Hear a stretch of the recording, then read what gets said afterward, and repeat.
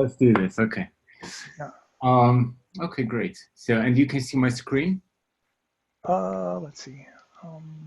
We can your Google Slides as well as the book. Okay, perfect. Yep, this is good. Okay. So what I would actually, you know what I would like to do. Yeah.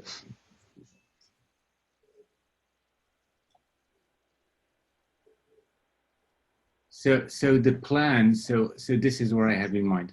So what I have in mind is first, like I want to go over what's rapids, so we all understand what's rapid comes in the picture, and then since we're doing a hands-on machine learning book, I figured the best way again to kind of know more about rabbits is to do some examples.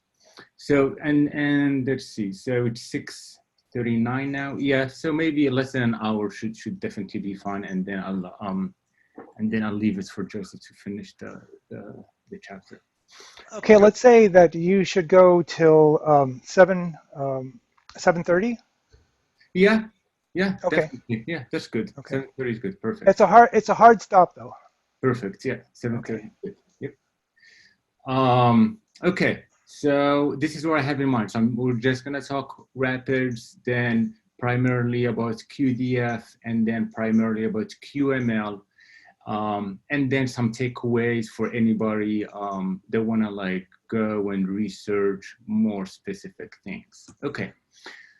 And so rapids, there is a lot of news going on around it, and it's definitely something to check out. Let's see. I think we hear you type in Joseph. So maybe I can ask you to. Okay, perfect. Thanks. So yeah. So what's rapids? Pretty much rapids in very short. It's taken all this pandas and scikit-learn and all that, and it just runs them on the GPU. So what does that do? That pretty much reduces the training time, not only the training time, but even the ETL time before, and pretty much the whole pipeline from end to end. And that's actually the goal of rapids, their goal. And you often hear them saying end to end. So it's not just like one portion. And with that, so pretty much this is, I took it from their website. So this one, it says, it is designed to actually, and that's the key about it, and we'll see that. So it is designed to look very familiar to us who've been working with pandas and scikit-learn and so forth. So pretty much, and you can see here this example. So usually we just have pandas read CSV. So now we just have QDF read CSV. Okay. So so usually the usual pipeline is just this. We have data, and then we go through this ETL, and then we have our training, data preparation. 1 second. Let me just 1 second.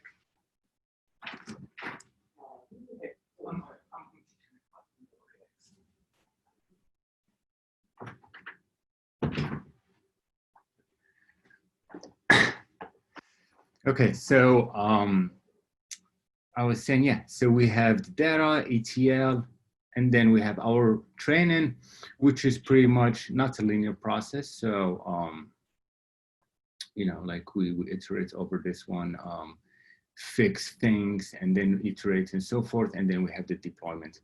So, so where does rapids come into the picture? So following that, what I just showed. So usually, when we're talking about now large data sets. So this is few years back when Hadoop and all that. So we have this query. So, okay, we query the data, then we get the data, then we do our ETL on it, and then we write, and then we read again, and then we train. So this kind of thing here, there is something we call the input-output barrier, and this is kind of like what we see here. It's like we have to read and we have to write, we have to read again, we have to write, and so forth. So Spark came, and that's why Spark is really big. And it tried to kind of condense all this, and that's what it's doing, remove all these barriers. But Spark, before the last couple of months, it was always in CPU. So yes, it's actually, it has this in-memory processing, and that's what we see here, but it was all CPU.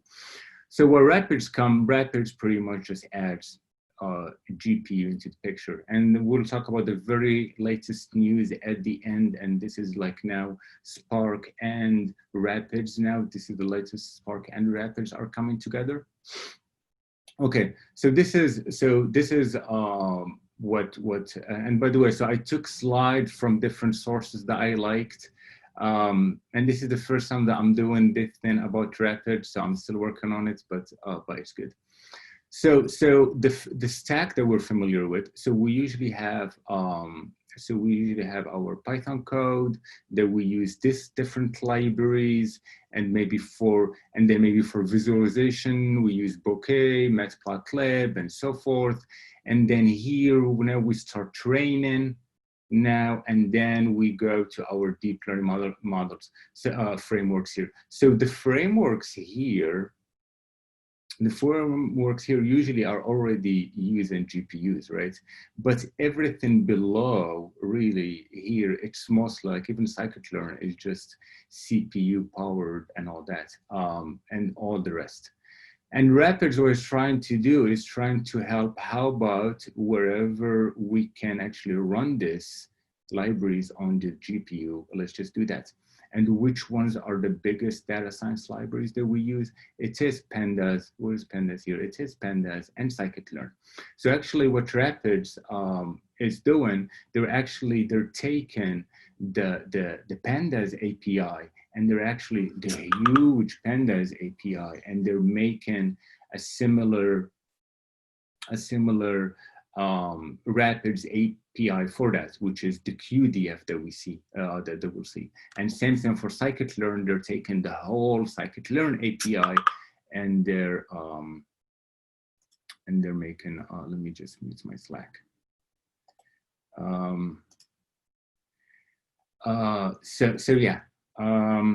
So that's what Rapids is doing.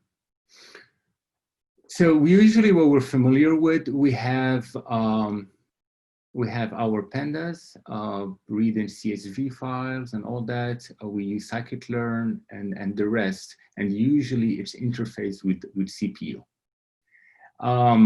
And we have here what we saw before, data prep and then training visualization. Where Rapids come, we changed that now. They're all now interfacing with the GPU. So you see, like before here, yes, here PyTorch and TensorFlow and all that. Here, yes, CPU and also GPU, but primarily these were only CPU. So what comes now, Rapids comes, it runs this on a GPU. And how does it do that? And this is where Apache Arrow comes into the picture, because this is built kind of on top of this Apache Arrow, and we'll see in a second. So okay, so there are a few things here that we want to that this is what we're going to discuss. So today we're going to discuss this QDF, which is pretty much is just pandas for Rapids. We're going to also discuss QML, which is scikit-learn, which is machine learning. These are our primary two that we want to discuss. I may also mention things about Dask. So we'll talk about Dask at the end, once we've kind of like, okay, now we know what's Rapid, now we know how everything is kind of working together. We'll talk about Dask, and then after Dask, we'll also just mention also Spark. Where does actually Spark come in the picture? Because this is the big question that at least I want you guys to maybe leave with is, when do I want to consider using Rapids instead of just doing what we already do, like just using scikit-learn as is and pandas as is. So that's the main question. I just want to leave you with saying, you know what, I don't really need rapids right now. This is fine. And then you'll say, you know what, because I have this this size of data sets, and we'll talk exactly, oh, you know what, I'm going to go with rapids. Or maybe, you know what, you may not even you may even need Spark and not rapids, and we'll see where all that, and that's the main question that we're going to try to answer. So when I mentioned this Apache array,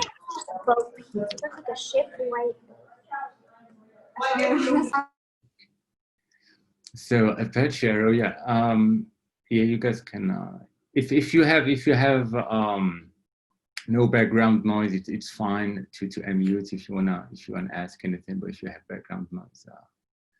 So Apache Arrow, so before and here, so we may we may know some of this, like here, like we're familiar with Panda, Spark, and Parquet, and all this libraries. So usually for them to talk to each other, there is so much this serialization between them, this copy and convert and all that. Why? Because a lot of time they tend to have not the same format file, you see. So for example, if you wanna work with specific files from one of them, that's where you wanna copy and convert. What Arrow is doing here is it's making them all have the same kind of format. So now when they have all the same format, they can efficiently transfer data between GVM, which is for example what Spark uses, and Python processes.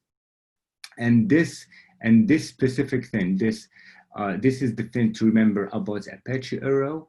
It's an in-memory, it's a platform for in-memory analytics, but the main thing is in-memory column-based data format. And that column-based data format is the key. Why? Because now when you have that column-based, you can actually do parallelism. And of course, when you can do parallelism, that's when you can use the GPU. And that's where the GPUs come in handy. So this is the key thing about, so again, Apache Arrow, it's making all this, it's an in-memory column-based data format. So now all of the libraries have the same format, and there is no cost of serialization and deserialization. And actually, most of the computation usually is wasted on this serialization and deserialization. What else? Another thing that sometimes we find sometimes the same. Yeah. Quick question. Yeah. So you're saying with GPUs, users can exploit data parallelism through columnar processing instead of traditional row. So my understanding is that each row is usually considered a user, and hence you can send them off parallelly, right? I'm not understanding why columnar processing seems to be the one which is kind of efficient for GPU. My understanding was row-wise is what is efficient for GPU. What am I missing? So for GPU, so for example, so here the key is for example, when you wanna do computation, you wanna do like an element-wise thing between one column, between, let's say for example, one feature and another feature. If you think about it, rows you have samples, right? So like you're not gonna be doing, for example, a computation between like this samples and then this samples. Usually, most of the time, what happens is you're dealing with features. You have this column of features that's maybe you wanna. Okay, so this is more to do with cuDF rather than cuML. Yeah, I think this is actually in general. You see, like how all of them now. That's the thing. All of them are based on this Apache Arrow. All of them. I mean, what that means is all of them are now based on this in-memory column-based data instead of the rows we said before. Because you're right, exactly. Like scikit-learn and all that. Right now, it's row. Yeah, Yeah, but QDF, I understand your explanation how you would like manipulate the whole column vector, which is a feature. Right? okay. Whereas in QML, let us say, like if you're doing random forest, there would you be working on the row level or would you be doing column level? Row level, right? So for example, okay, so you're saying decision tree, right? Or any of the ML stuff. I get the feature engineering, that totally makes sense. Like you're doing column wise. Yeah. So what happens? Yeah. Okay. Good. Yeah. That's a great question. So what happens with machine learning?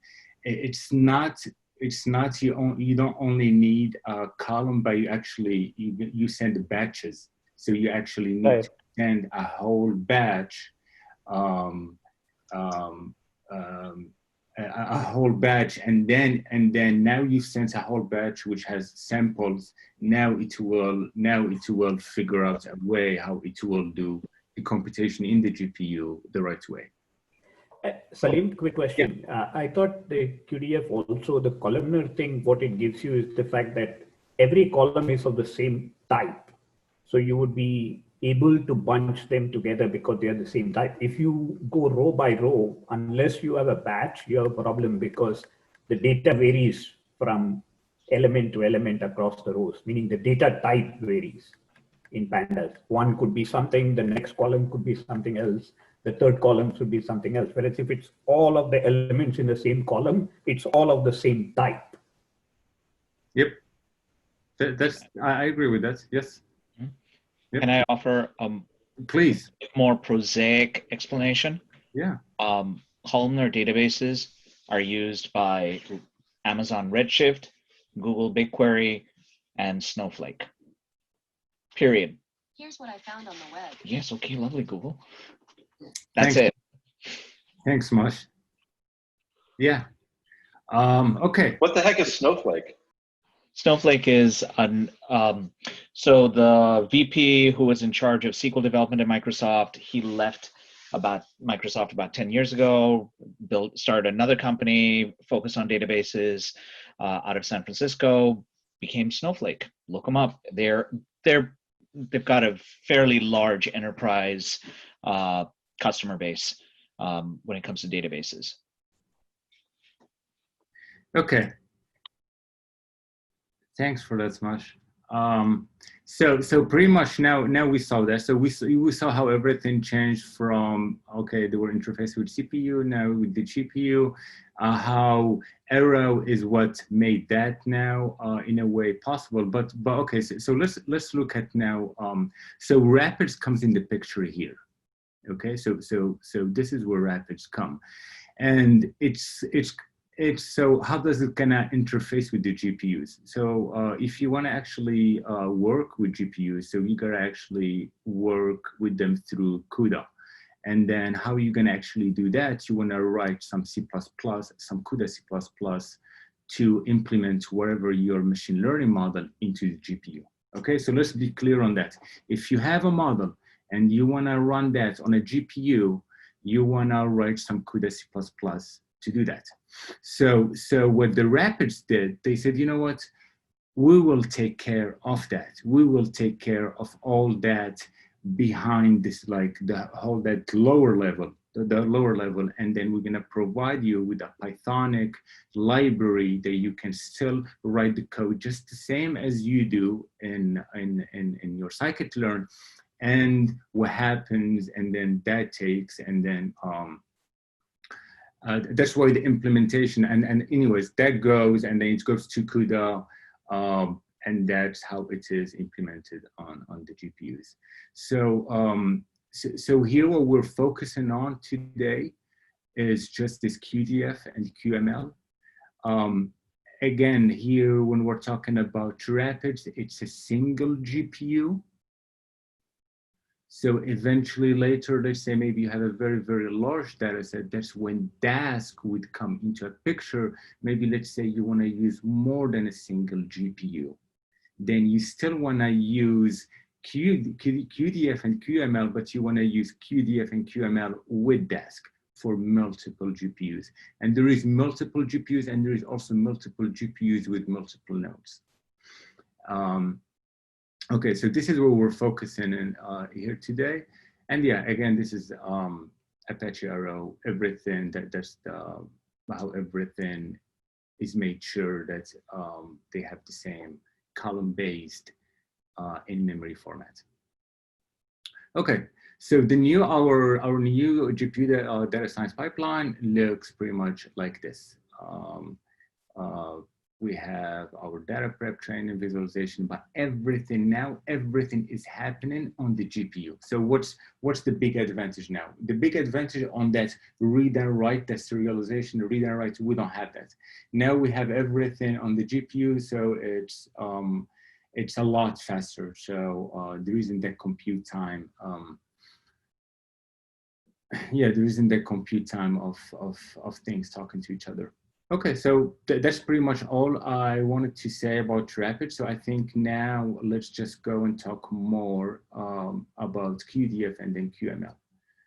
Okay, so I think pretty much to wrap it up, Rapid is just trying to make what we run on Pandas and scikit-learn just faster by running it on the GPU. Okay, so Pandas. Pandas usually are just meant for smaller data sets. And that's why we're going to compare some. We're going to compare same things, some implementations that we'll do in Pandas with the same ones in QDF. But yeah, so Pandas primarily small data sets. Anybody want to add something that you find? I mean, I'm sure when you all run. Just like reading a CSV. Okay, perfect. I have this one. So I took this. So here we read a CSV, and this is maybe you've crossed this before. This is a very popular New York yellow cab data set. Somebody I think mentioned BigQuery. I think there is a course where they actually use it. I think this is just a sample of it. That's why it's 0.1. That's why. So this one is 1.9 gigs, but I think the full data set is much bigger than that. And to read that on Pandas, that took 29 seconds. And to read that using QDF, that took 2 seconds. So we can see, just for example, simple things, just reading data like that, the big difference right there. So QDF is for manipulating data frames. It's following the same Pandas API, and this is same for all of them.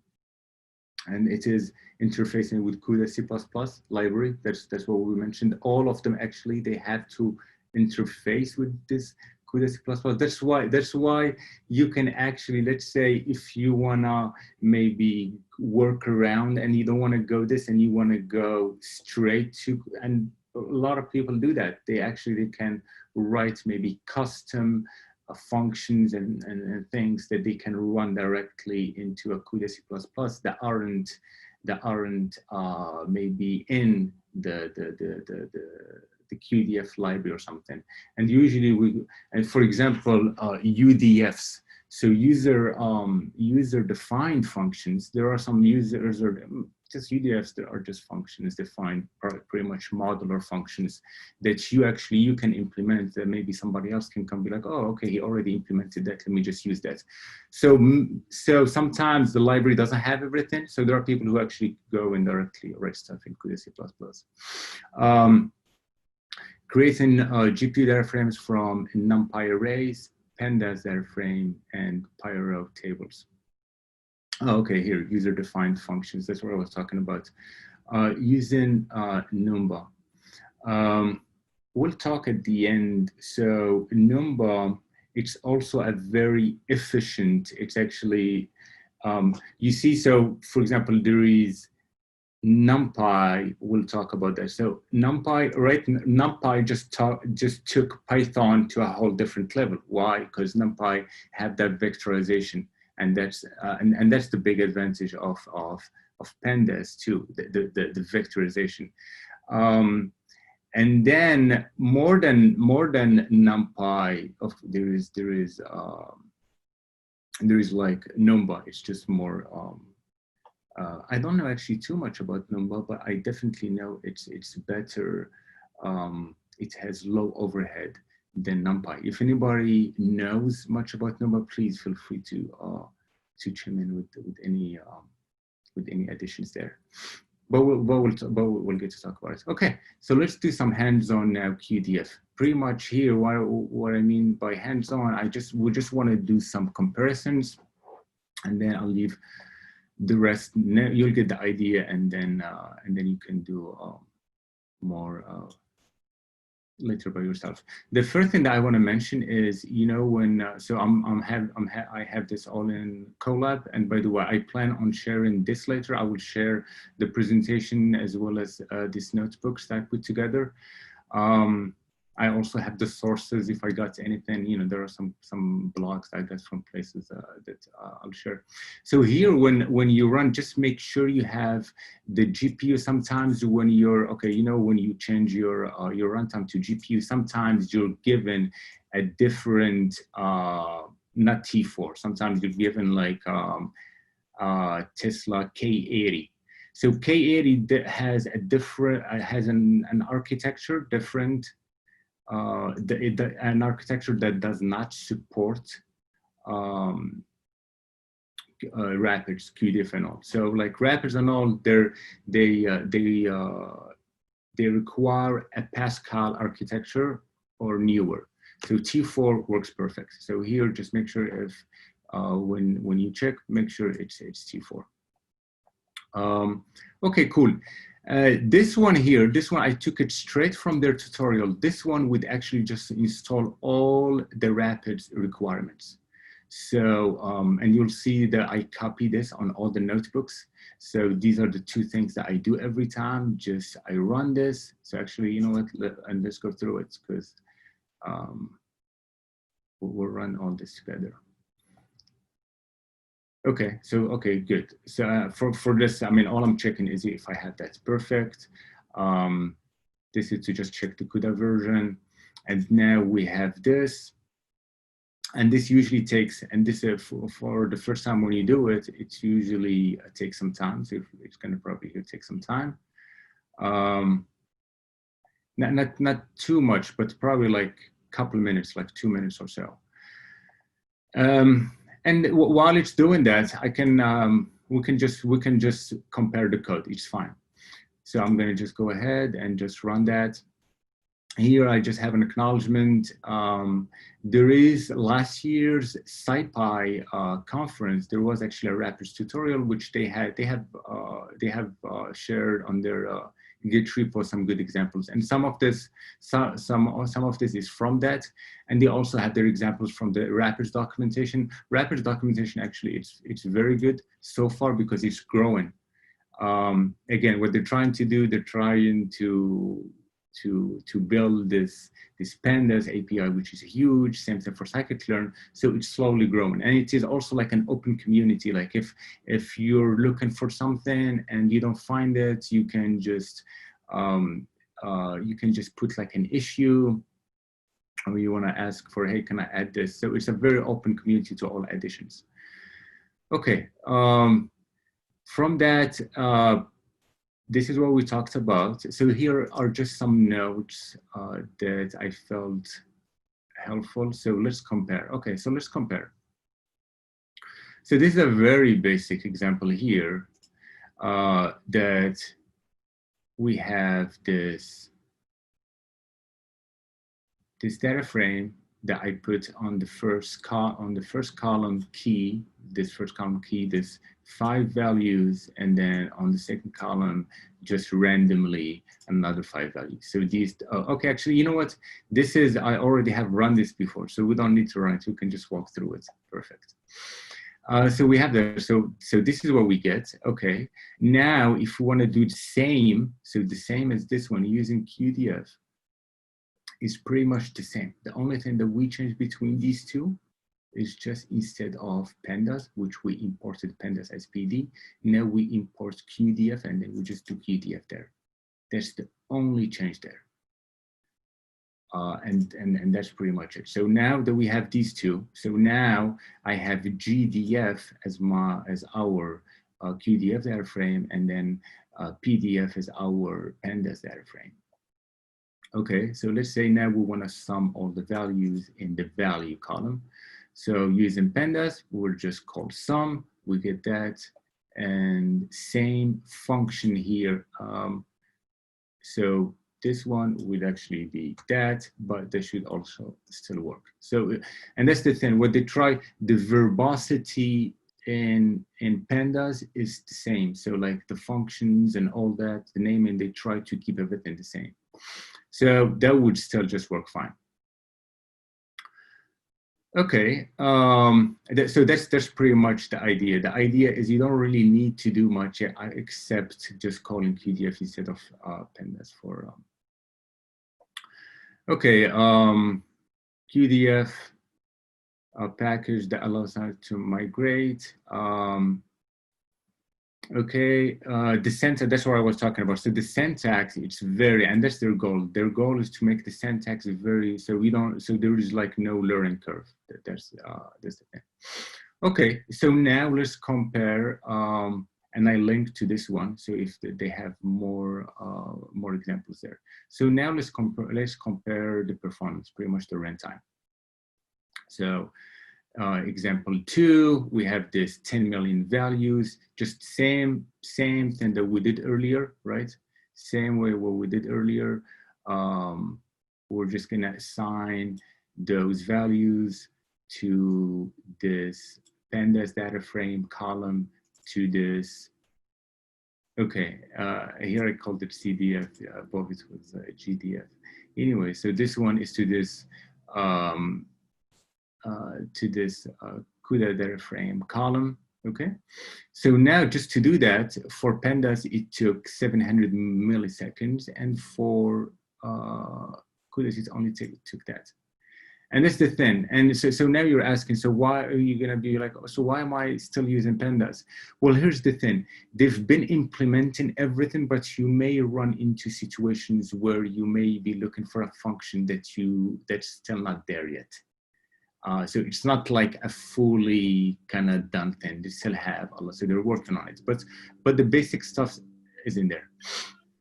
And even when you do, for example, here sum, just the sum function here took 50 milliseconds versus 3 milliseconds using QDF. And when do we really start to notice the difference? Really, we start to notice the difference with the larger the data set is. So for like smaller data sets, we may not really see a big difference, but definitely for larger data sets, we would. But here, for example, you can see it's 50 milliseconds versus 3. That's a big difference right there. That's a really big difference. I mean, imagine if you have many other functions running, right? Okay, so now I said, okay, that was very basic. Okay, let's do something a little bit more compute intensive, let's say. So I took this example where they have with a frequency of 1 millisecond, let's build, let's just get all the data. So like you see like how here there is an increment of every 1 millisecond. Okay, let's just get a value for that. So a value between, so here sample that. So sample that, this one gives you a value between 0 and 1. Okay, so we have our first column. We just put all the, what's the size of that, all the milliseconds for 1 day. So this is how many milliseconds we have in a day. Okay, we have about 8 million milliseconds in a day. Now let's all wonder what we do all with the 8 million milliseconds a day. I hope good stuff. So here sample is just puts values between 0 and 1 for all that. So, and then we have another one for hour and minute. So now question 1, let's get the maximum. So now it's gonna do like a search thing, a search to find the maximum value for each minute. Okay, for each minute. And then here I said, make sure not to combine values in the same minute of different hours. Okay, Meaning, let's just get the maximum value. Actually, yeah, so this is a problem. Yeah, let's imagine you had a fleet sensors that collect data every millisecond. The sensors could be measuring pressure, temperature, or something else. Let's imagine we want to analyze 1 day's worth of sensor data. So we want to analyze 1 day worth of sensor data. And the data is taken at a frequency of 1 millisecond, okay? And okay, for our analysis, this is what we say, what's the maximum sensor value for each minute? Okay, cool. I hope now that the problem, now it's clear, okay? So it's like kind of like a real problem where we collected data every 1 millisecond. Now we have all this 8 million data points collected, but within the 8 million data points, we want to find the maximum value for every minute, okay? So, and then pretty much the second question is, let's just do that using QDF and compare.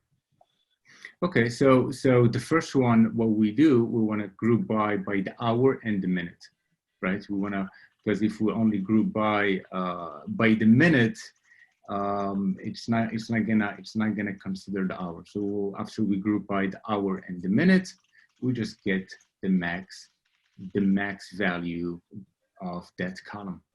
The max value of that column after we group by the hour and the minute. So for every minute, we say a minute 0 until, so how many minutes do we have a day? This should be, 60 times 24. So, so this took about 4 seconds. And this is what we're looking for. So here, what we're more interested on, we're interested about how long it took. So it took 4 seconds to do this. Okay, how about now, let's just do the same using QDF. So for example, if you have that, now you want to use QDF, really what did we say before? We're not going to change anything except really just changing this one right here to QDF. Let's just do that. So pretty much that's exactly what I did. So here, that's pretty much exactly what I did. Just change that and just run it again. And then we can see that we went from 4 seconds to 2 seconds. Well, I was expecting actually even much less than that, but that's, yeah, okay. Okay, but there's still like half. That's The second line after QDF, you're using pandas. Does that make a difference? Okay. Thanks for that. Exactly. Because I was expecting. Okay, so let's see. Okay, that's good. So let's pause. Let's see if our this one finished. So this one finished. So now the rest should not take much time. Thanks for that. So okay, so let's double check this because I did all this. I didn't really double check all this. So pandas, that's good. QDF, let's run that. Okay. Okay. We have that. Okay. Okay, cool. That. Okay, we call this here CDF. Okay. Okay. So now pandas, it's fine. It's gonna run there, and let's go there and correct our this one. So we have our QDF. So here. Aren't you performing different operations here, Salim, compared to the previous cell? Say that again? Like there's a group by on the previous one, right? Yeah, this one here for the pandas. Right. Yeah. Oh, that's on a separate time. Okay, never mind. Okay. So we did that for, okay, so it's done. Okay, so it's 12. Okay, so let's mark that. So it's 12 seconds for the pandas.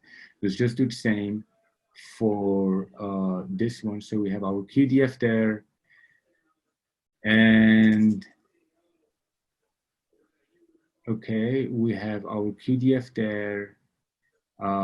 That looks good. So actually, we're still using NumPy. You see, it's fine. Okay, everything looks good. Okay, okay, I have, okay, so yeah, so it doesn't have, it doesn't have, so yeah, so that was fine. So the way how we had it, it was fine. Why? Because QDF doesn't have data range. So this is fine. Now you can still give it a data. That's the thing. I mean, the beauty of it, you can still use pandas within your QDF. Like if, so for example, now we have this one, but this is the main one. Here, where we want to use, here we definitely want to use our QDF. So here the group by, this is the main one. So here we want to be our QDF data frame. And which one is our QDF data frame is this one. So yeah, so now there is a big difference. 160 milliseconds versus 12 seconds. I'm not sure why earlier it wasn't that much difference. It was only, but this is something. You see like how, you see how much difference. Okay, okay. So 12 seconds to get the maximum, right? We're looking for the maximum versus when we do it, this one is 160. So yeah, so there wasn't anything there that that we had to change much, except actually declaring the QDF one here. So as I said, how about, okay, so great, we did this together. To move on to talk about QML, I said an after session exercise, play around with some pandas and QDF operations, you can, and compare the performance, pretty much the performance, just like how we did. I mean, right now, if we compare the ratio is actually huge between these two. And just if you really find any interesting things like this, or especially on maybe something that you've been working on and you already have it ready and all that, and you just go and you just change your pandas to QDF and you're like, oh man, this just like, yes, just share, please share, we would love to know. Okay, that's all I had for QDF. I'll take any questions before now we go and talk about QML now. Now we're gonna be talking about the machine learning of Rapids. Anybody have any questions? No, it's straightforward. I mean, there wasn't much to it. Okay. So scikit-learn, same thing. Scikit-learn, it's when we run scikit-learn, it's all in the CPU. There is no GPU in scikit-learn. Yes, it's still an awesome, great library. We wouldn't have maybe all our, but we wouldn't have all our jobs, right? If we had to implement KNNs and all this every day from scratch. But yeah, but still, it's in CPU. So what they're trying to actually do, they're trying to build the whole scikit-learn library in QML.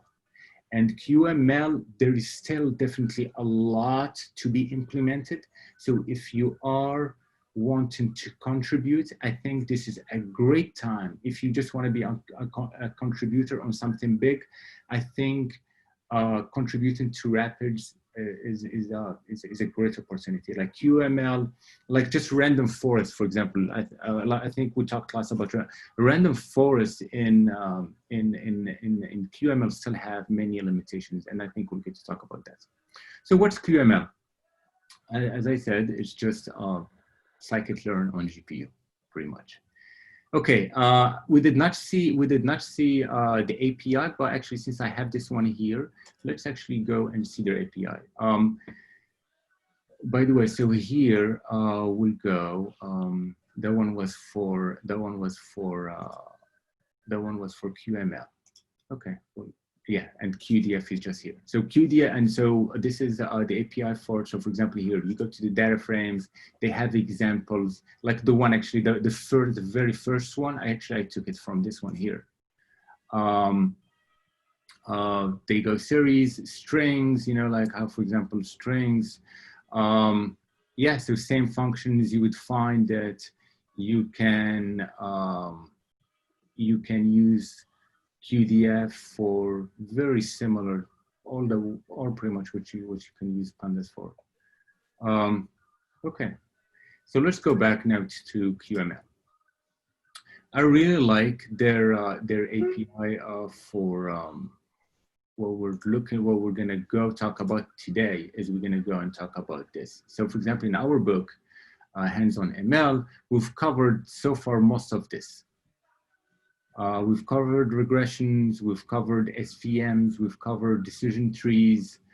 So my plan, and I think I have about 10 minutes left, my plan is maybe to just go over linear regression, and since we're doing, actually, I wanna go over linear regression, that's gonna be very quick.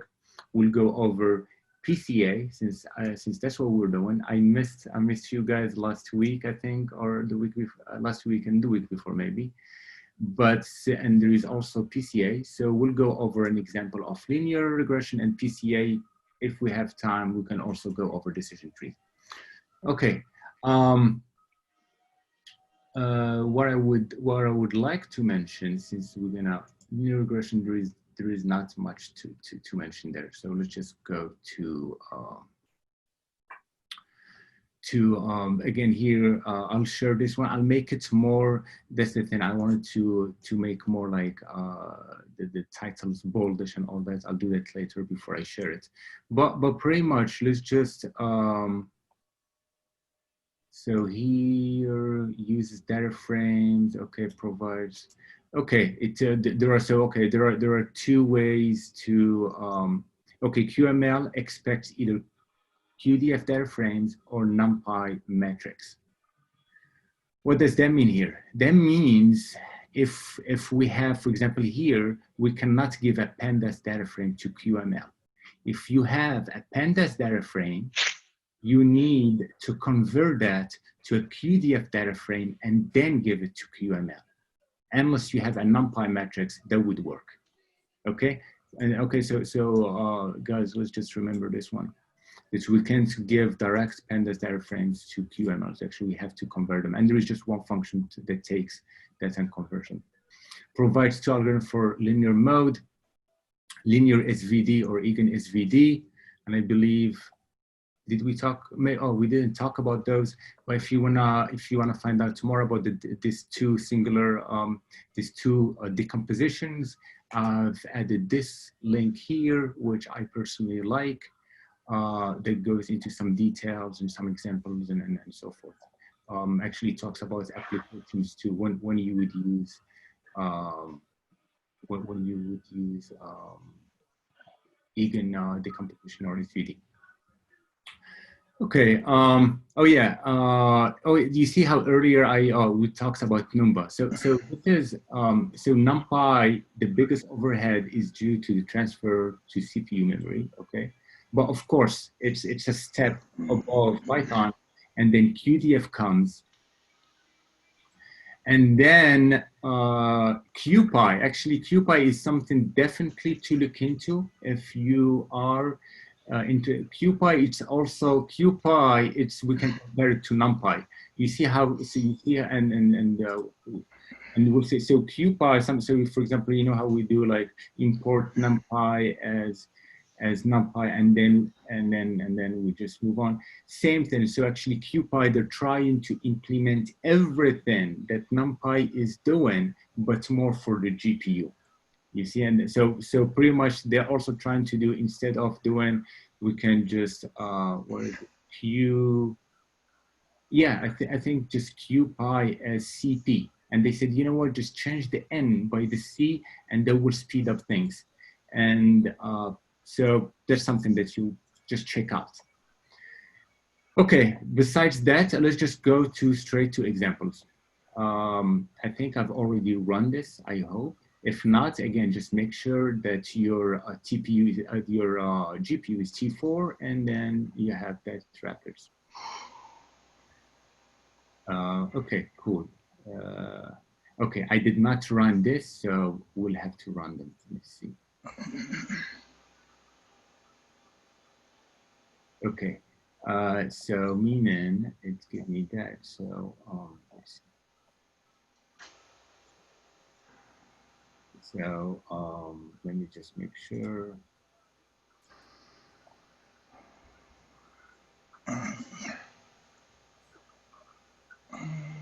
Okay, that's good. It's gonna take a second, but we'll go over the code to, okay. Okay, Salim, we have about 5 more minutes left. Okay, so 5 minutes, I'll wrap up. Okay, so,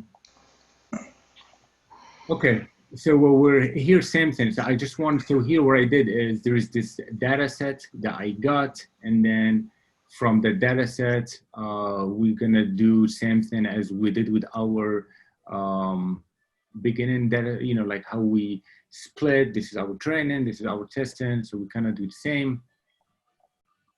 So we do that here, and then we just compare, pretty much doing linear regression. Oh, okay, you know what? I have it already, I did, so let's just look at this one. So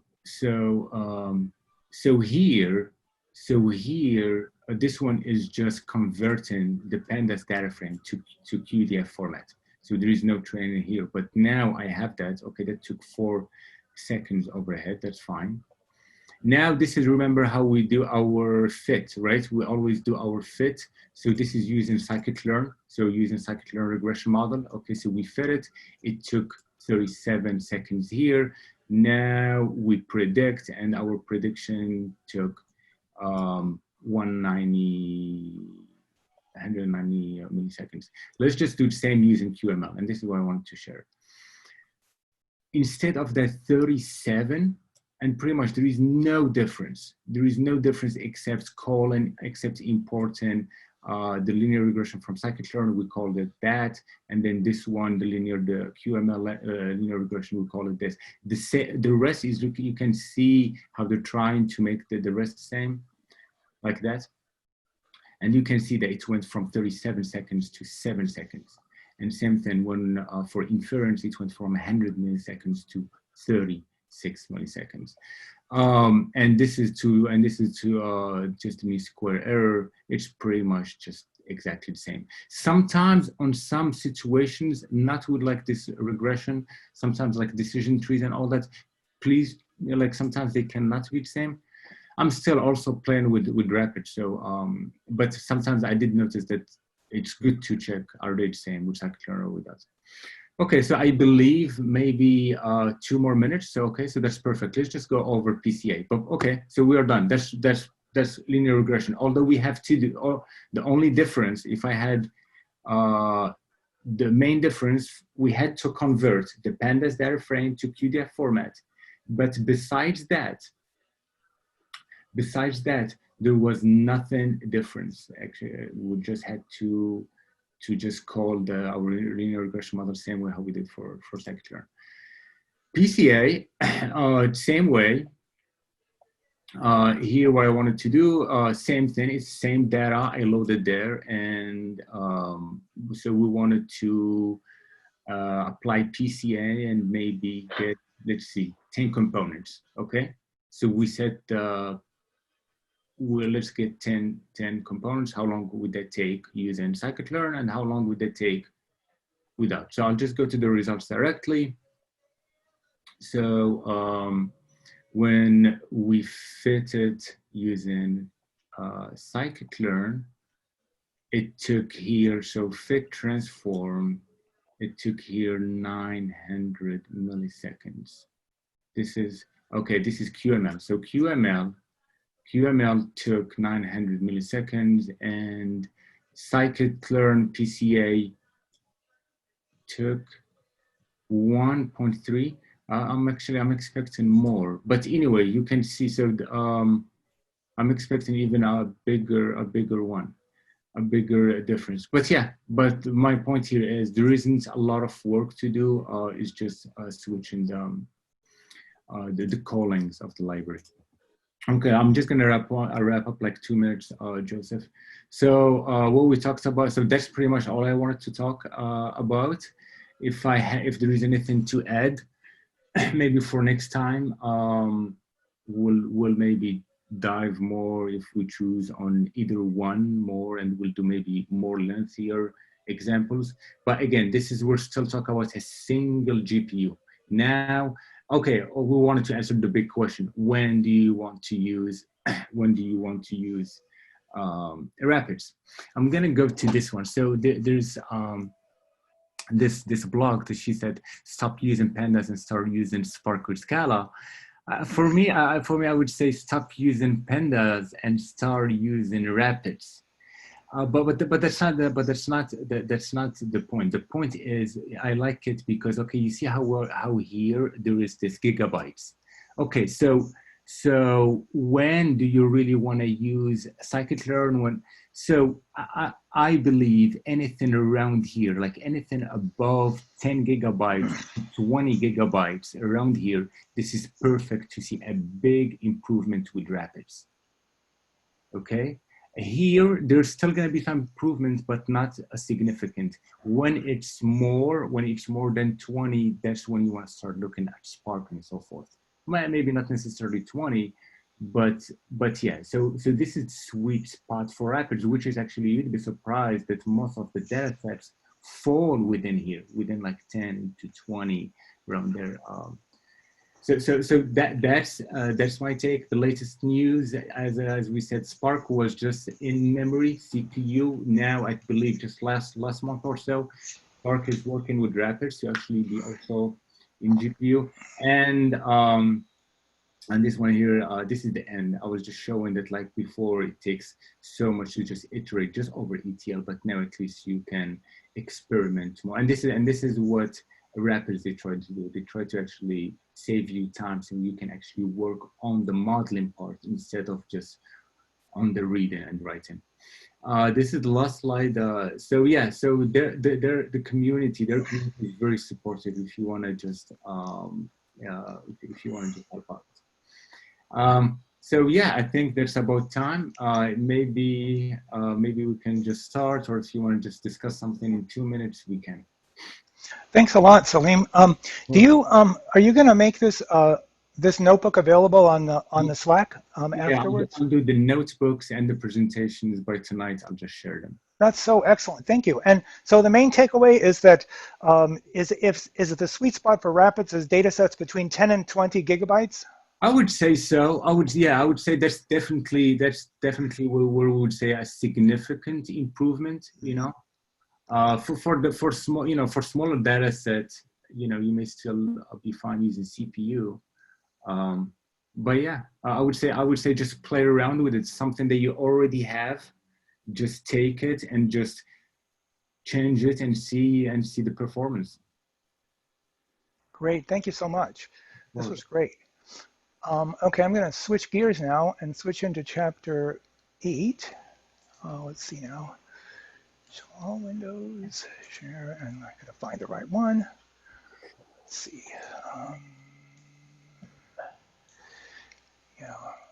Let's see now. Okay, so the one that I think I'm sharing is the, let's see, this notebook that I have. A galaxy picture in your Oh, that's all you're seeing is the galaxy picture? Yeah. Okay, I'm going to have to, let me stop sharing and start again. What galaxy is it? Oh, that's NGC 247. Cool. That's a galaxy that I measured the distance to a long time ago. Okay, share screen, and let's see now, 8-dimensional. Okay, this is what I want to share. Okay, so this is, I think you should be seeing my screen now. It's chapter 8, Dimensionality Reduction Notebook. Is everybody seeing that? Yes. Okay, great. Yeah, so I put this link on the chat, and it's also in Slack. So if anybody wants to, you can just follow right along.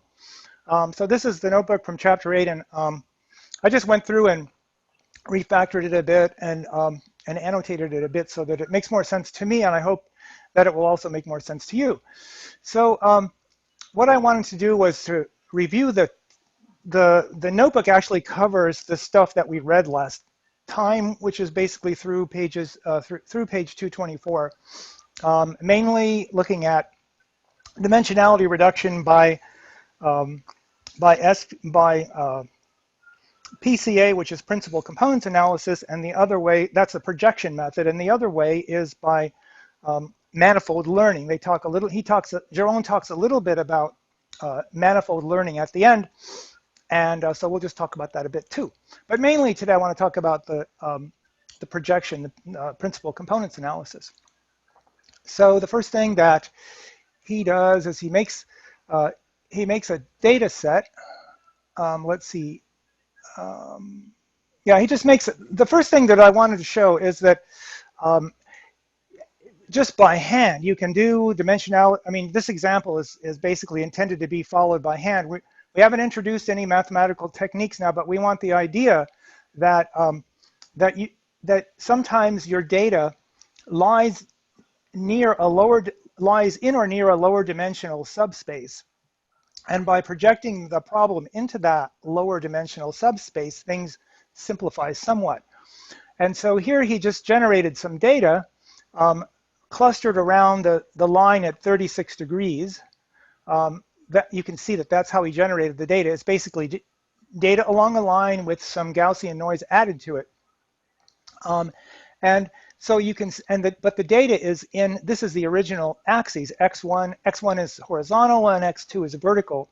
And you can see that if you rotate the axes by 36 degrees, then you get to a set of axes where the first axis has most of the variance of the data. You can imagine computing the variance of this data along here, and you can see that that is the maximum variance that the data has.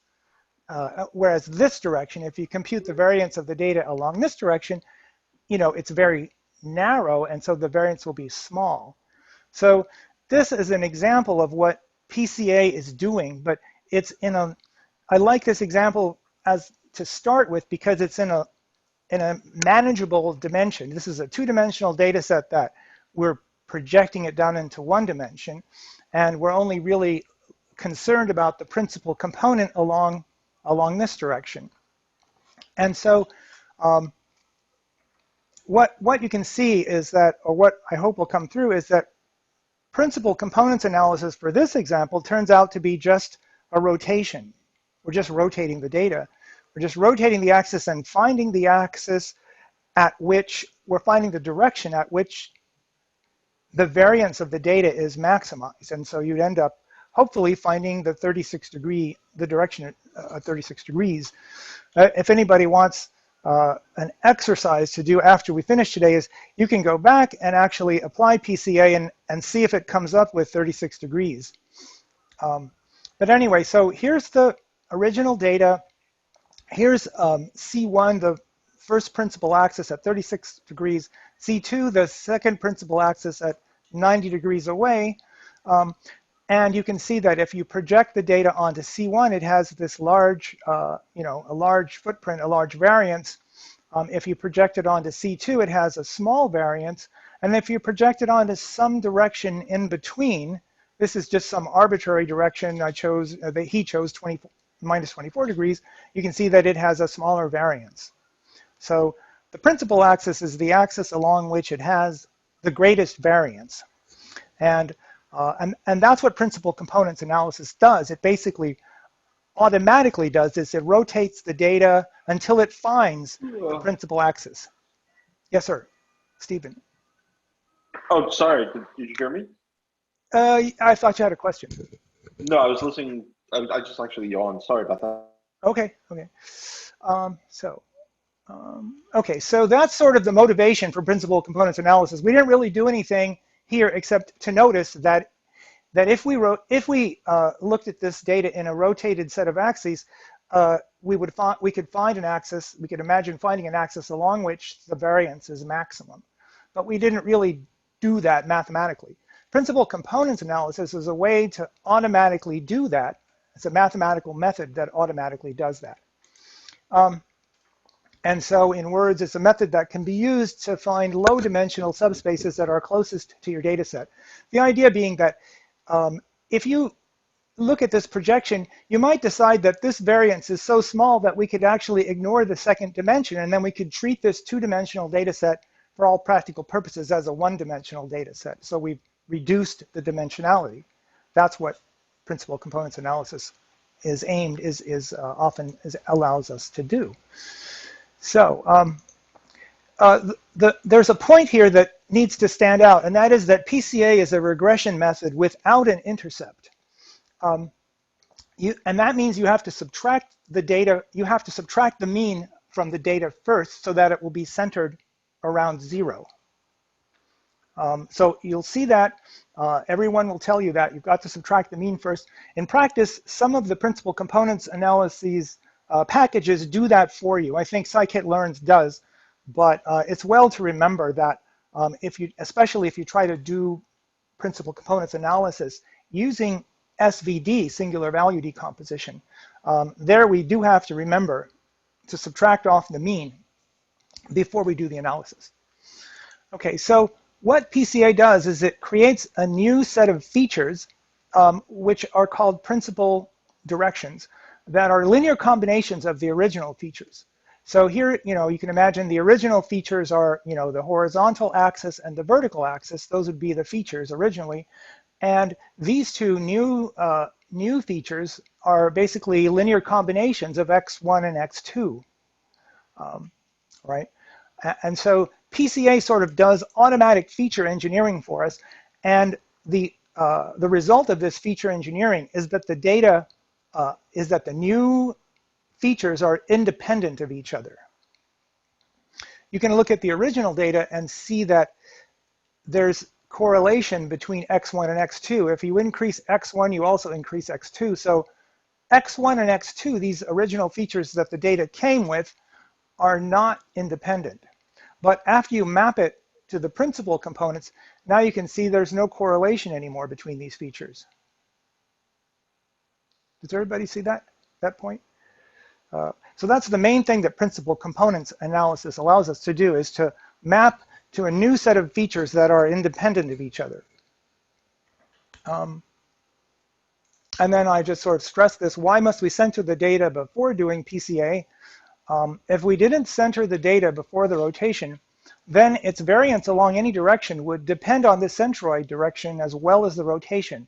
And so we're mixing up the effects of the centroid and the rotation. We're not separating out the effects of the rotation alone. And that's what we want to do with PCA. We want to just get the effects of the rotation alone. Okay, so how do we do PCA? You do PCA, we can actually do PCA two ways. One is just by using the black box from sklearn, and we can actually do it and we won't know anything about what we're doing, but we'll get the answer, right? And if you're the kind of data scientist who's happy with that, then you don't have to listen to the rest of this talk. But if you want to understand what's going on underneath, then we should look at a singular value decomposition, because it gives us a way to do principal components analysis.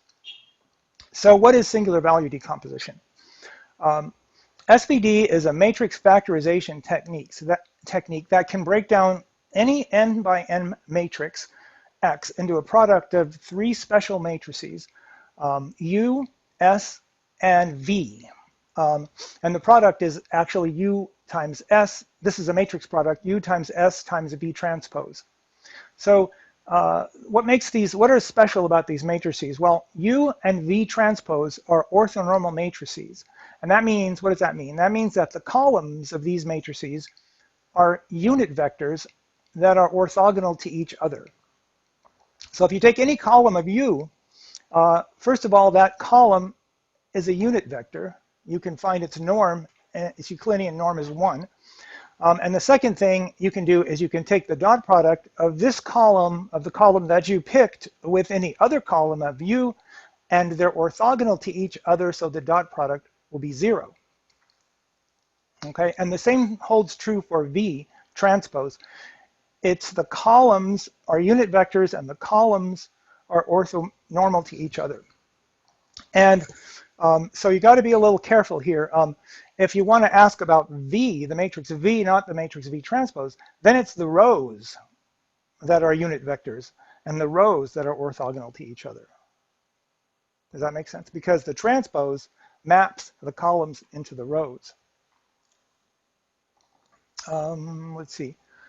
And then finally, the third matrix is S, which is a matrix of all zeros except for the first m entries along the diagonal. The diagonal of entries of S. So basically, S is it's not exact. It doesn't have to be a diagonal matrix because it may not be square. S may not be a square matrix. but the first m entries along the diagonal, it's all zeros except for the first m entries along the diagonal. And the diagonal entries of this matrix S are called the singular values. They're positive, and the way scikit-learn works is it returns these in descending order. It returns the values in descending order. So these are called the singular values of the matrix. Any questions up to here? Yeah, so it's really true that SVD works with any n by m matrix, even if n is smaller than m. And in that case, you won't get all of the m entry. You won't get m entries along the diagonal. You'll only get n. This m entries is for the case when the normal case, which is when you have more data points than features. But if it's the reverse, then it would be the first n entries along the diagonal. Anyway, so this is probably the most important thing that comes out of linear algebra for the purpose of data science and machine learning, is the singular value decomposition.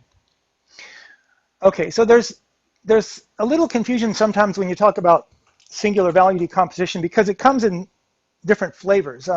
For full singular value decomposition, we keep all the singular values on the diagonal, and then it turns out that U and S are n by n matrices, where n is the number of data points, and V transpose is an n by m matrix.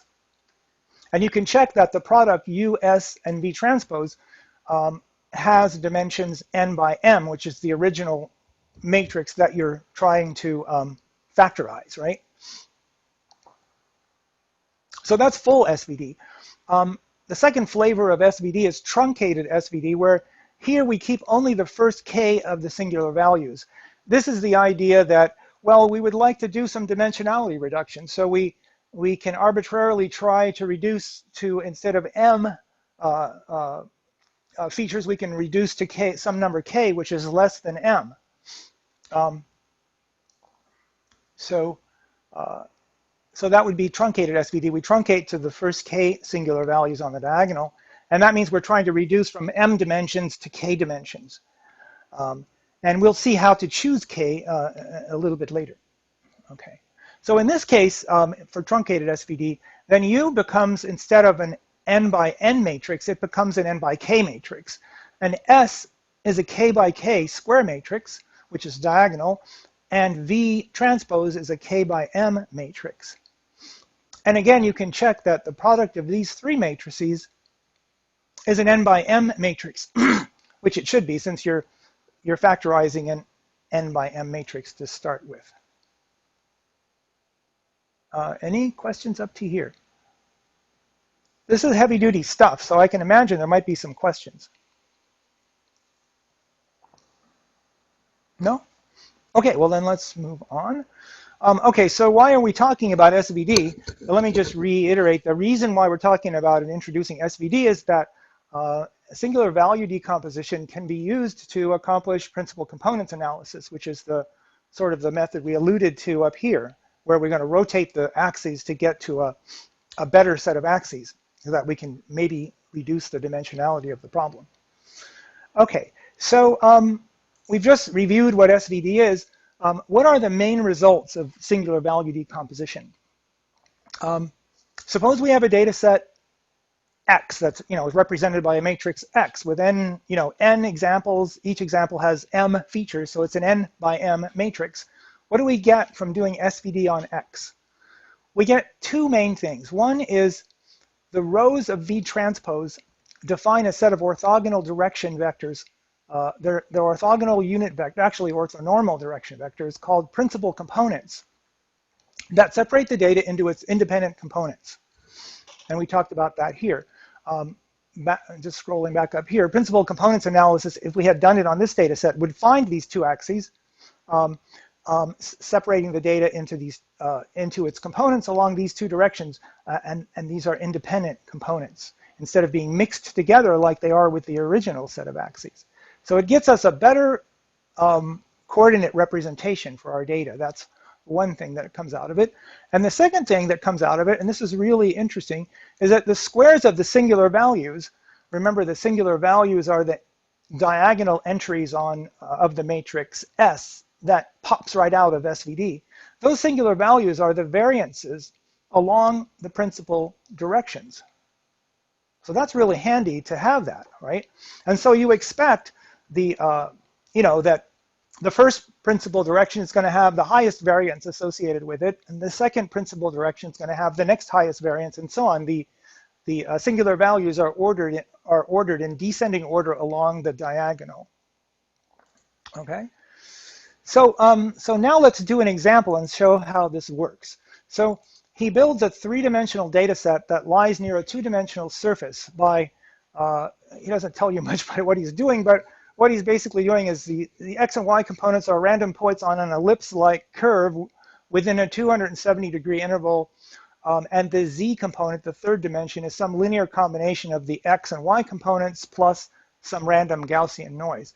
And here I think it's best to just scroll down and look at this, because he does it later on. He shows it what it looks like later. So here's what he did. He generated this data set.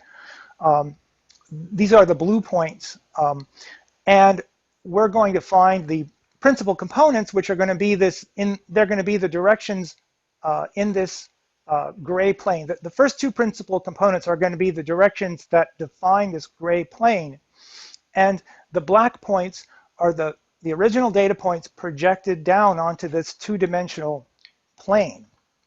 So that's what we're saying, or what we're trying to say, is that that two-dimensional plane is a good enough representation of our data, of our original data set, which was a three-dimensional data set.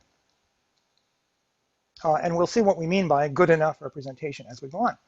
So back up to this example. So here's generating the data set. And here's where we're going to project the data onto. First, we're going to get the singular value decomposition. It comes right out of scikit-learn, np.linalg.svd. And we have to remember to do it with the centered data. What do I mean by centered data? Someone? Take out the mean. Right. Subtracting the mean of each dimension of each component of the data. That's the centered data. Okay, so you center the data. You then apply SVD, and then the first two principal directions he calls C1 and C2. They are the first two rows of V. So see what we're doing here. V transpose gets you back the original. It gets you to the matrix V, and then these are the first. Let's see, 0. Yeah, so this is the, wait a minute, this is the 0. Now I'm getting confused with myself here. The first two principal directions should be the columns of V transpose. So, and they're also, the rows, right? Pardon? Should be the rows of V transpose. They are the, yeah, let's see. Yeah, I might have this wrong. So the first two principal directions are the rows of V transpose. Let's track that and make sure that I'm right with that, but I think that's what's going on here. Rows of V transpose, which are the same as the first two columns of V. And that's what these equations are actually saying. V transpose is V again, and then I'm looking at the column 1 and, the first column and the second column, right? That's what C1 and C2 are. Okay, the singular values I get by populating a matrix with the diagonal elements that come out of SVD. This may not be the most elegant way to do it, but anyway, and then we can print them. These are the variances of our data set. And notice again that, as I said, they're in descending order. And we might hope that the variances, this variance is huge, this one is sort of medium sized, and this one is kind of small comparatively. So we might hope that we can reduce this three-dimensional data set by sort of eliminating the direction along which the variance is this small. So, and map it to a two-dimensional data set. And that's what we're going to try to do. Okay, let's just first check the shapes of the original matrix X and the U, S, and V transpose matrices that came out of singular value decomposition. So we just check their shapes. The original data set is 60 data points by 3, because there's X, Y, Z. U is n by n, as we said. S is n by m, n by m, and V transpose is m by m. So this is what we said would happen when we talked about full SVD, and so it does check out with what we expect. Next, we can check whether V transpose is an orthonormal matrix. The columns should be unit vectors, and when we do, we can do that. We can calculate the norm of each column and check that it's 1, and then we can also calculate the dot product of each column with all the other possible columns, and we end up indeed finding out that the norms of the 3 columns are indeed 1, and the dot products of any column with any other column is indeed 0. So that shows that V is orthonormal. We can do the same thing with U, and just did that there. And now let's check that the full SVD, which is what we got, the full SVD, because let me see where I called the SVD function. I didn't ask it to reduce the dimensions. So there's a parameter you can specify when you call SVD. You can specify a parameter that reduces the dimensionality to some k less than m, but we didn't specify that parameter, so it's going to give us the full SVD. So we can map our data into a new three-dimensional system, coordinate system, and we can ask whether it actually reconstructs the original data. So the reconstructed data set is just the product of these 3 matrices, U, and this ampersand sign is a vector, is a matrix product. And so the singular value decomposition is the product of U, S, and V transpose. And now I'm comparing them with this function all close that we looked at before. It has a very small tolerance, and it returns true if the 2 data sets are within that tolerance of each other, and it does return true. So with full SVD, we can exactly reconstruct the original data set, which is fine. But what we want to do is investigate not the full SVD, but a truncated SVD, and see if we can still do reasonably well when we try to reconstruct the original data. So the next thing we ought to become familiar with is the explained variance ratio.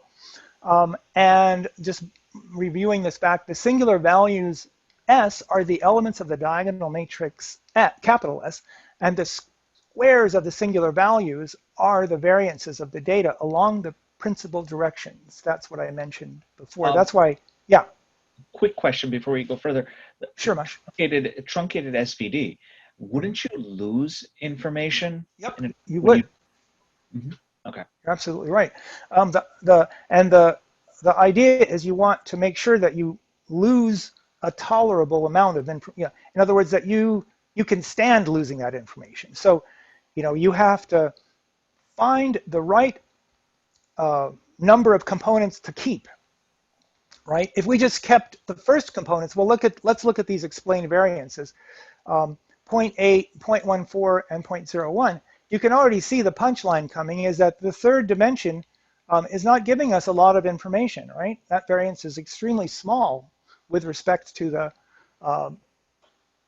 let's see, with respect, this is only 1% of the total variance.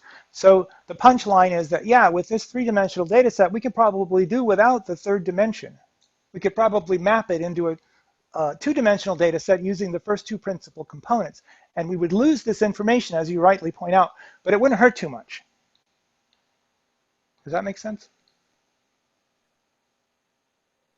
But if we said, well, let's just throw away both of these dimensions, and now we're dealing with only 84% of the variance, and that might not be good enough for our purposes, right?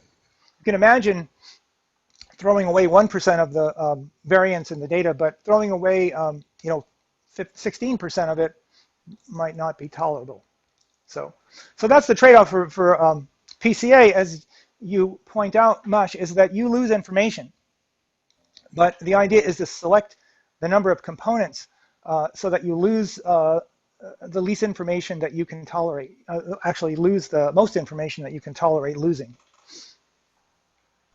Okay, so the next part is in practice. So now we sort of see that we want to, what we'd like to do is do truncated singular value decomposition where we just keep the first two principal components. So we can project the data onto the first two principal axes.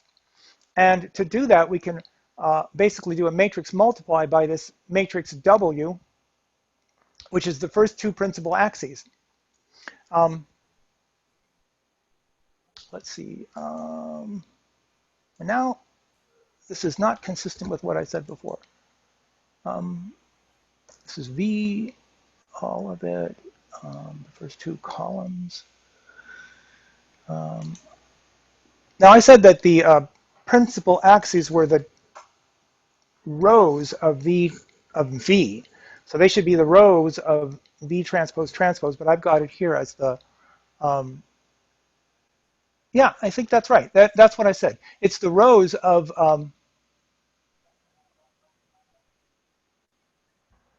let's see.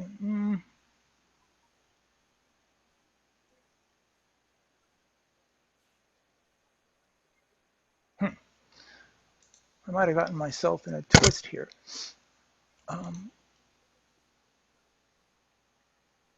So the principal components, the first two columns of, could somebody verify whether the principal components are the rows of V, or well, are the columns of V transpose, or are they the rows of V transpose?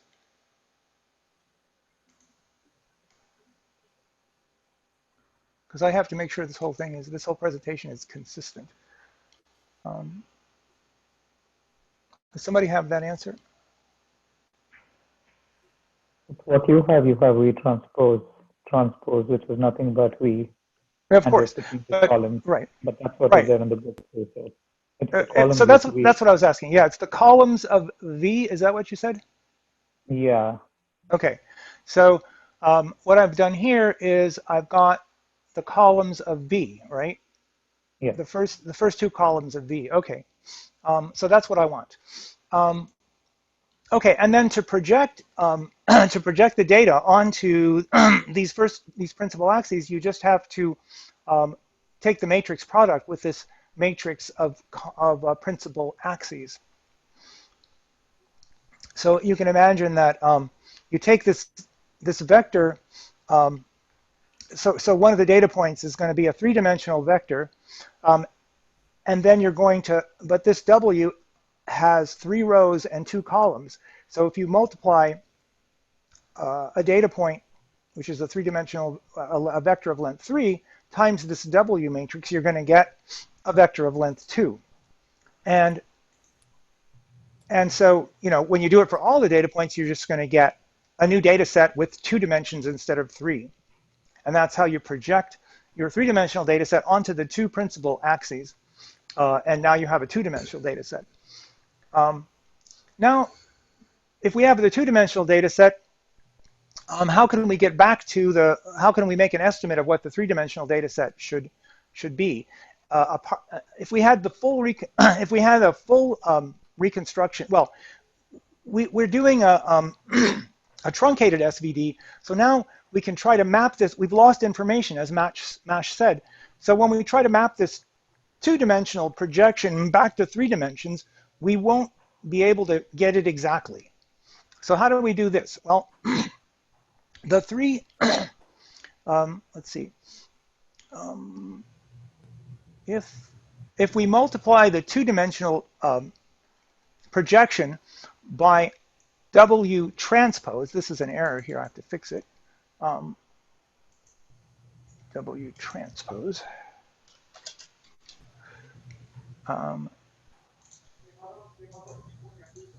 Yeah. Oh, that's the wrong one that I fixed. That's still W, but this one is W transpose. Okay, so if we take the two-dimensional data and multiply it by W transpose, then we've mapped it to a back to a three-dimensional data set. And as a sanity check, you can verify that if you take our projected data onto 2 dimensions, which is a 60 by 2 matrix, and we multiply that by a 2 by 3 matrix, which is the W transpose. Remember, W is a 3 by 2. It's two three-dimensional vectors arranged side by side, the two columns. W transpose is a 2 by 3 matrix. And if you multiply a 60 by 2 matrix and a 2 by 3 matrix, you get a 60 by 3 matrix. So that's kind of like a sanity check to tell you that, yeah, you are mapping the two-dimensional data back to a three-dimensional space. And just as a term, we can introduce this term projection matrix. The matrix W transpose is called a projection matrix. And you might think, but isn't W an orthogonal matrix, and so shouldn't it just be something like unit vectors? But it's kind of like that. If you took W transpose W, then you would get an identity matrix. But W times W transpose is not an identity matrix. It's a projection matrix, and it's what we can use to project the original data into the three-dimensional space, sort of going through PCA and back to the three-dimensional space again. But remember, the W comes out of SVD. Okay, so we try the reconstruction. We check again whether we got back to the original data, and it's false. The data isn't as close to the original, isn't within exact tolerance. It isn't really close to the original data, but we can compute the reconstruction error, and it's rather small. So the mean squared reconstruction error is just 0.01. So it's not too bad. Okay, so now you've seen how to do PCA, how to do principal components analysis from sort of closer to first principles than before, just by using this SVD matrix factorization. So now that you've gone through the hard stuff, we can go back and do it the easy way. Yes. That last error that you just found, 0.01. Yes. Has that anything to do with the last variance of the principal component? Is there any connection? Yep. It's exactly the right size.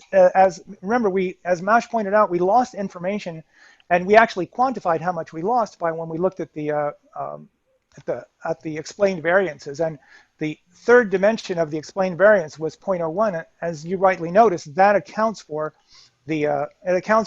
pretty much all the difference between our reconstructed model and the actual data. So that's a good point that you bring up. Yeah. So now we can go through and do the same example with sklearn's PCA, and now we'll just see how nice scikit-learn is. PCA is trivial. It even takes care of mean centering. You don't have to center the data. You just do PCA first you build the PCA model, and you want truncated PCA, so you tell it you want 2 components. That's the only argument you have to give it. If you gave it no arguments, it would just do full PCA, full reconstruction. So you just get the two-dimensional projection just by doing PCA.fit transform on X. That's all there is to it, 2 lines. And then the PCA object that you built gives you access to the principal components that it calculated, so we can ask for the rows of V transpose. So those are the principal components.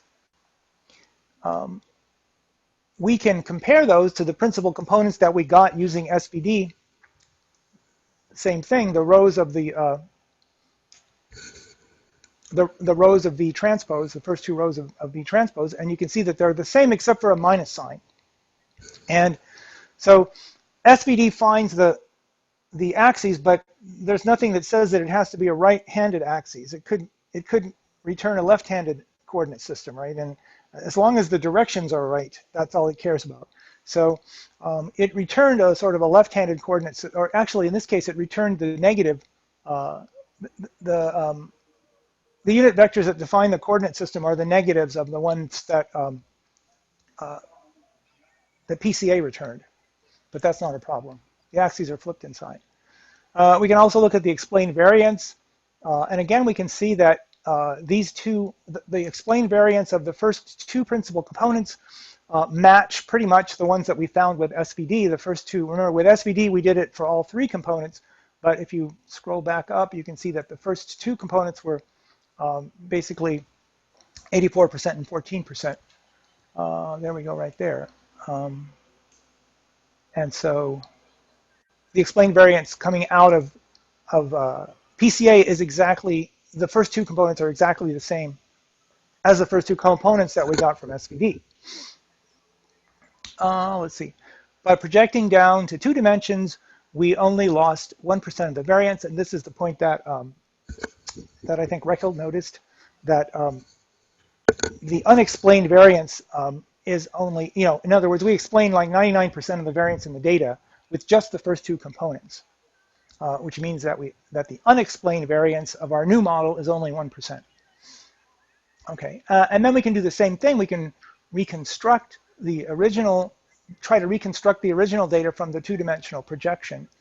And here, all you have to do is call the method inverse transform, and it gives you the result. So here's the original data, the original first 5 rows of data, and then and this is when you map it to 2 dimensionals using PCA and then try to map it back. Let's see, that helps. Yeah, comparing these row by row, you can see that they're close but not exactly the same, right? So it's mapping the data almost back to its original, but not quite. You've lost some information. Compute the mean squared reconstruction error like before, and again, it's like 1%. So, and then he mentions that the reconstructions from both methods, that when he talks about both methods, it means the SVD method and the PCA method aren't the same, but if you take care of subtracting the mean off of what's returned from the PCA model, then they are exactly the same. Because remember, PCA it subtracts the mean off for you, so you have to correct it back. And when it maps back, it puts back what it subtracted. So now you have to subtract it again if you want to compare, if that makes any sense. Anyway, the reconstruction errors, this line shows that the reconstruction errors, whether we use SVD, single value decomposition, or whether we use the sklearn's version of PCA, the reconstruction errors are precisely the same. Okay, and then we can also compare the 2D projections from sklearn PCA and sklearn SVD, and we see that they're the same to, I don't know how many decimal places, this is 9 decimal places. So both methods, the point is that the SVD method and the PCA method are giving you the exact same results. All right, okay, now you make some nice figures. And we can just look at these figures. So this is the figure we already saw. The plane, the gray plane this time is actually fitted using PCA. It's not, so this data set we actually did a principal components analysis and mathematically found the optimal 2-dimensional subset of the 3-dimensional space. The difference between this 2-dimensional example and the original 1-dimensional example we did is that in the 1-dimensional example, we didn't do any mathematical analysis. We just sort of, we know how he generated the data. So we just imagine rotating axes to align with the axis that he used when he generated the data. But as I said before, if you go back and apply PCA to this data, you will get back these lines, these same 2 lines that we just basically, we use foreknowledge to get these lines. But if you fit using SVD or PCA, you can actually mathematically find these lines. Okay, which is, so in this case, in this 2-dimensional data set, we actually did use these mathematical methods and we identified the plane and we did the projection. And this is what the projection looks like. Yes, question? Could you explain what those notations are? The blue points are the original points in the Yes, the blue points are the original points that he generated. The black arrows are the arrows are in the direction towards this gray plane, which is the gray plane is defined by the two principal axes, the two principal components, the first two principal components. Yeah, and yeah, so these are the two principal components, these two directions here. And yeah, and so the black pluses are the data points projected onto this gray plane. Okay, and those other dots are just that they're on the underside of the plane. That's all that is. Yes, it's fancy, right? It's showing that that the plane is partially opaque. Okay. And so, yeah. Okay. Okay. So, and this is what it looks like if you just look down on this gray plane and you look at the projections. And let's see, it's kind of flipped too. So let's see, these, oh, okay. So one of these is, so this direction is this direction, right? And this direction is this direction, if that makes any sense. These are the two principal directions. And you can see that basically the points lie along some elliptical type shape, and you only populated like 270 degrees of it. And when you saw how he generated the data, you already sort of knew this. So it makes sense. So this is the data projected down to it, the two principal directions. And yeah, so that's that. All right, so that basically finishes up this principal components example, and we've gone through the exercise of applying principal components to a three-dimensional data set, mapping it down to 2 dimensions, and then verifying for ourselves that we can reconstruct the data set almost as good as it was to start with. Sometimes I think of the principal components analysis as an encoder, that you map a 3-dimensional data set to a 2-dimensional data set by PCA. That's the encoding step. And then when you multiply the 2-dimensional data set by the projection matrix that we saw, that's the decoding step, where we try to reconstruct the original data from a smaller amount of information, if that makes sense. Are there any questions up to here? Are you sure? Is there any reason I would want to use the SVD method over the PCA method?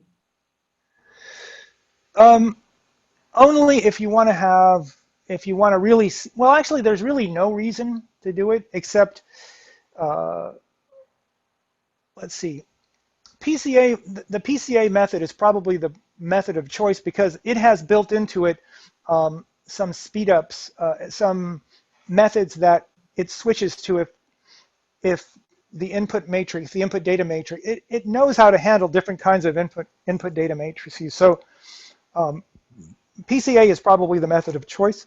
SVD is just nice because you can see exactly what's going on in every step. Cool. Okay. But you can certainly get from the PCA model. You can get everything you need. You can get back the principal components vectors and anything else that you could get from SVD. Yeah, and I think he talks a little bit later on in the chapter when he talks the last couple of sections, which we won't cover tonight. We'll cover that next time. He talks about let's see, different methods: randomized PCA and incremental PCA. And kernel PCA. So these methods, well, kernel PCA is its own method, but I think randomized PCA is accessible through PCA. So it has some fancy methods in it. PCA has fancy methods in it that are helpful, and so that's why I would say, Rekil, that the method of choice is probably PCA rather than SVD. But I like SVD because you can basically convince yourself that you really know what's going on. Let's see, I have a question in the chat. Let me see. Start with, that was just a comment. Thanks to Salim, of course. Okay, the last section, we'll just kind of look at manifold learning. It's mostly looking at pretty pictures here. But let's define what manifold learning is. So first we have to define a manifold. A d-dimensional manifold on an n-dimensional space with d less than n is a subset of S. that has two properties. One, it's locally tangent to a d-dimensional hyperplane in S. And the second property is that it can be mapped by bending or twisting into a d-dimensional hyperplane. So although, and we'll see the example of the Swiss roll, which is a three-dimensional data set, but it can be, if you imagine unrolling it, you can map it into a two-dimensional data set. And that data set, so that three-dimensional data set is a manifold. And so what we want to talk about in this section is manifold learning. So we just defined what a manifold is. Why are manifolds important? Because of this, the manifold hypothesis is that most high-dimensional data sets lie close to a low-dimensional manifold. And that's a really helpful thing to know.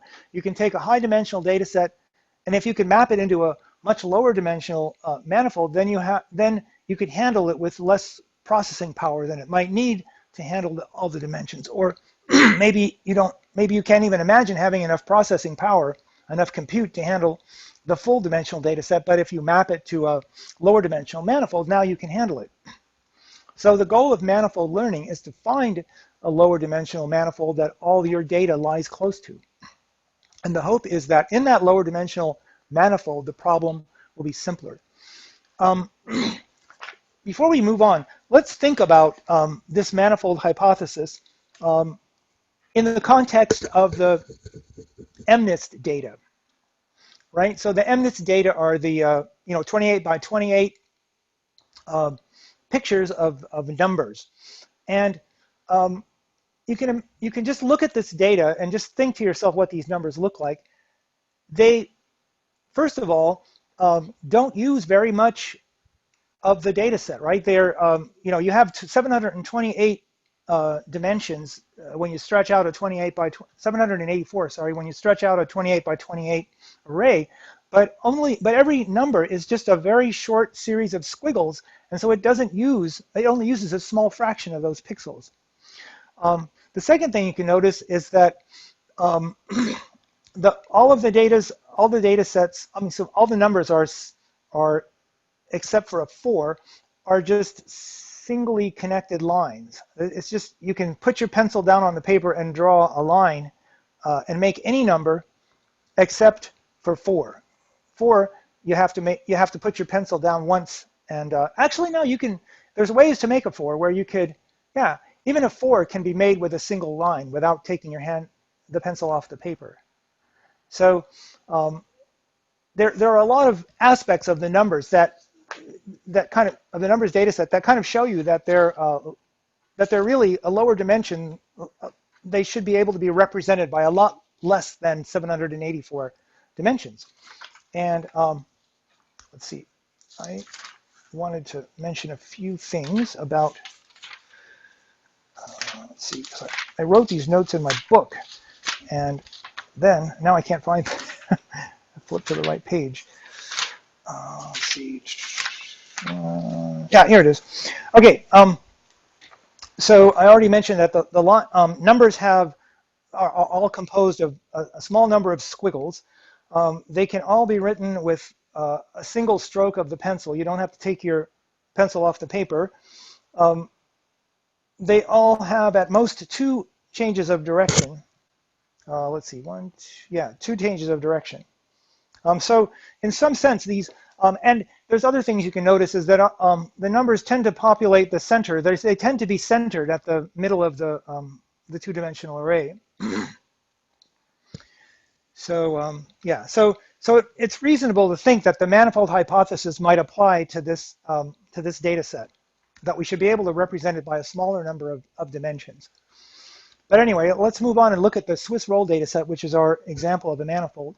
So yes, just to compare that manifold reasoning, I'm trying to understand. So you have 784 dimensions, and we're saying each dimension can basically range from 0 to 1, right?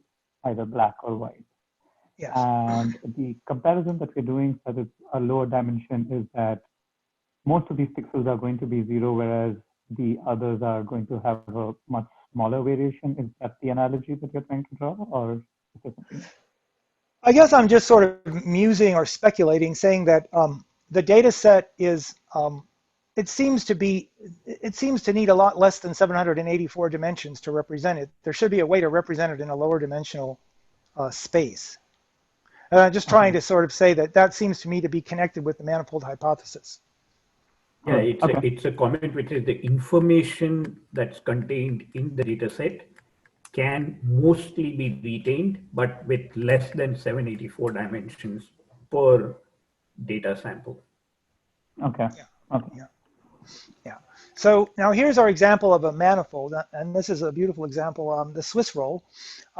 See, it's a three-dimensional, it's certainly a three-dimensional data set, right? And the colors are representing the magnitude of some property, right? And so yellow is, I think yellow is the highest, and black is 0, and then it goes up through yellow, which is the maximum. But the main thing to notice is that it's a three-dimensional data set, but in some sense it's two-dimensional because you can sort of unroll it or twist it or untwist it or unbend it into a plane, right? And that's what he shows here. You can unroll it against, so if you unroll, this is just projecting it onto the x2, x1 plane. That means discarding the third dimension. That's not what I'm talking about here. I'm talking about unrolling it. And so this is unrolling it against this, the t. Now t here is the value of the color. So now we're mapping the x2 dimension against t. And so, you know, the largest values of t are 14 and the smallest values are 4. So in this sense, this is a two-dimensional data set. And you can do the same thing with the x1 dimension and with the x3 dimension, I guess. So the next thing is, okay, so how do you do manifold learning on this data set? And here he has a helpful series of plots, and I just kind of extended them a little bit and annotated them a little bit so you can see clearly what's going on. So now let's say we take this Swiss roll data set and we build it into a data set where we want to make classifications. And so we just arbitrarily say that we have a decision boundary at x1 equals 5. That's this mesh here. And everything to the left is the negative class, and everything to the right is the positive class. And now, if we tried to project it onto x1 and x2, let's see,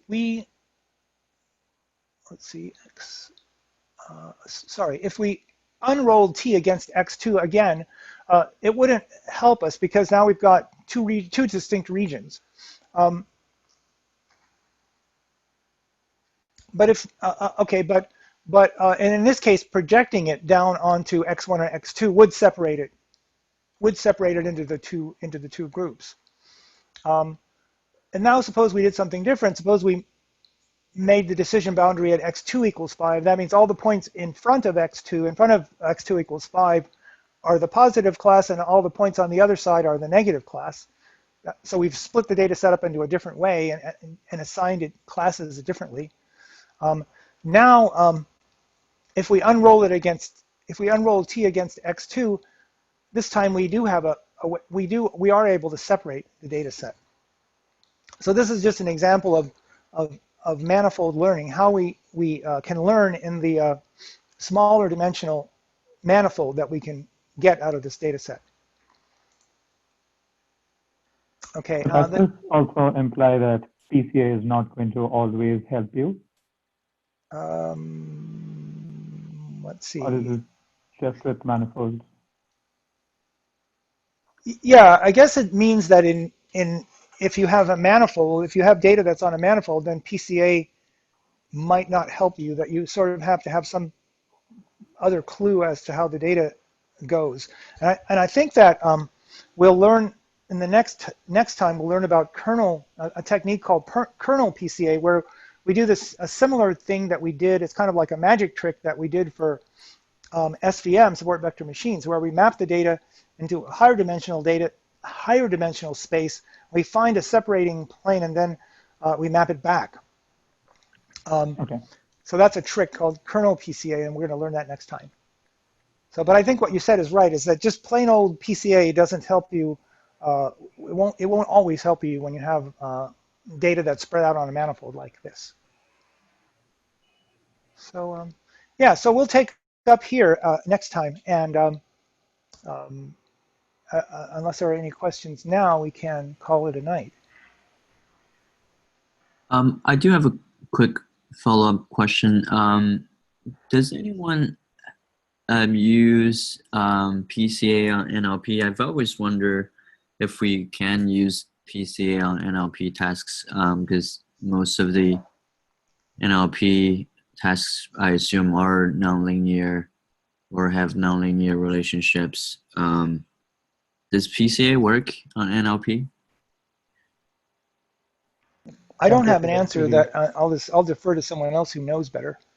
And truncated SVD, which is kind of what Joseph explained now, showed us the relation between truncated SVD and PCA, which is almost the same. And truncated SVD is nothing but LSA, which is latent semantic analysis. So very much it is used, rather, I don't know if I can say if it was used in NLP. Used to be used, yeah, in classical NLP. Sort of a thing, yeah. So that's input I can tell you, Anshan. Yeah, in fact, Rachel's, like the linear algebra course covers extensive applications of PCA, among them being, I forget, in fact, she even did that in the NLP course, right? The a slightly different matrix factorization, NMF or something, but yeah, PCA, yeah, sorry, Joseph, go ahead. Yeah, no, you're right. I mean, she showed two different factorizations in that course. One was non-negative matrix factorization, where you factorize a matrix into two matrices, a product of two matrices, and then she showed the SVD factorization. Yeah, and all kinds of fancy, very fast numerical, non-deterministic, but quite extremely fast for very large feature size matrices. So that's, yeah, I think she called it randomized PCA. Right, randomized SVD. Yeah, randomized SVD, right? And so in this course, we're not going to talk about it, but it is. We will see it in PCA has that as I was saying, that has that as a default, that it will default to the randomized PCA, the fast way of doing it when it can. Okay. Yeah. Thanks. Yeah. And if I can add there, so PCA is also like used as like as a noise filtering. You see, like how earlier I think somebody was mentioning, you know, like how the MNIST, they're like 28 by 28, so they're like 700 and some. And I think he shows an example later on where you can reduce that using 200 and some components, and you can still pretty much still preserve the locality of the digits. So PCI can serve for many things. One of them is like the noise filtering, and I think that's why he shows by reducing that. And going back to the question of Win Chen, I mean, I wouldn't surprised. Yeah, exactly. Like you say, oh, he called it compression. That's exactly kind of what I was referring to. Going to Win Chen question, I wouldn't surprised to find PCA actually being used for tasks, maybe like embedding or bag of words somewhere. But this, I think that's a great question to look into. Yeah. Okay. Great. Yeah. So to what Salim said, this is where we were gonna take up next week. But just so that this gets firmly in your mind, we might as well just cover it in the next minute or so. So he takes the MNIST digits and then he does exactly what Salim said. He tries to encode them in a lower dimensional subspace. And how does he determine the dimensions? Well, he looks at the explained variance. He decomposes. He basically runs a loop where he does truncated SVD with K running from 1 up to 400, and you can see that the explained variance gets better and better and better with a larger and larger number of components. But at 154 components, you're already at 95% of the explained variance. And so he says, okay, well let's just accept that as our reconstruction, and let's see what it looks like. And as Salim said, when you do that, the digits look pretty damn good. These are the original ones, and here are the ones that you map, you encode down to from 784 dimensions down to 154 dimensions. So that's a factor of 5. You've compressed the data by a factor of 5, and then when you reconstruct it, it doesn't look too bad, right? So this is what Salim was pointing to, is that PCA, one of the big advantages, one of the big applications of PCA is data compression.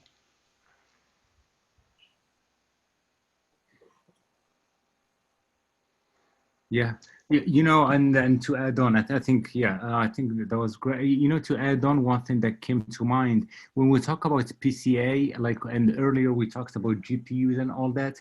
PCA is something that I don't believe we can parallelize, but there were, so for example, like going back to Rapids and PCA, so for them, when they try to implement PCA, you see how Joseph was explaining is VD and there is and there are others. So there is another technique. I think called Jacobi methods or something that I will look it up later, but I will share it. That you can actually parallelize PCA on, but the way how scikit-learn they have them, like the way how they scikit-learn they have kernel PCA and incremental PCA and all that. None of those actually can get parallelized. But there was one that they came out with that they can, and I will share that later. I just want. And that's what Rapids AI does. That's what Rapids does. It parallel. So Rapids, what they did, they wanted to implement PCA, but with parallelization, and they couldn't use all those. So they had actually to use this other method, which is called, which uses Jacobi method, which is, I think it's also called Givens SVD or Givens. something. Yeah, or Givens, right. But I will look more into that and show something about that. Oh, great, thank you. And then as a final comment about PCA is, it almost sounds too good to be true, right? You have, you have this data that, let's go back to the original example that we looked at, the two-dimensional example that we can map down into one dimension. You have this data set that is mixed. The two axes are correlated with each other. X2 and X1 is correlated, and that's horrible when you try to do data analysis, right? But we have this magical method, PCA, or SVD equivalently, that allows you to rotate the axes and find new directions along which the data is not correlated. That's the key thing that SVD, that PCA allows you to do. So it's really great, but the problem is that when you do that in a high-dimensional data set, you lose the ability to explain what these new axes are. So you sort of sacrifice explainability. You know that you have, you have 10,000 dimensional data, and you've mapped it down into some, 500 dimensional space, which is great, and all the directions are orthogonal to each other. All the directions are independent. But now, each of these 500 new features, new directions, is a linear combination of the 10,000 original directions. And so, you might have known what each of the 10,000 original directions are. You might have some physical intuition for them, but after you've mapped this in the jumble of PCA, you kind of lose the intuition for what these new features are. So that's the trade-off with PCA, is you lose explainability.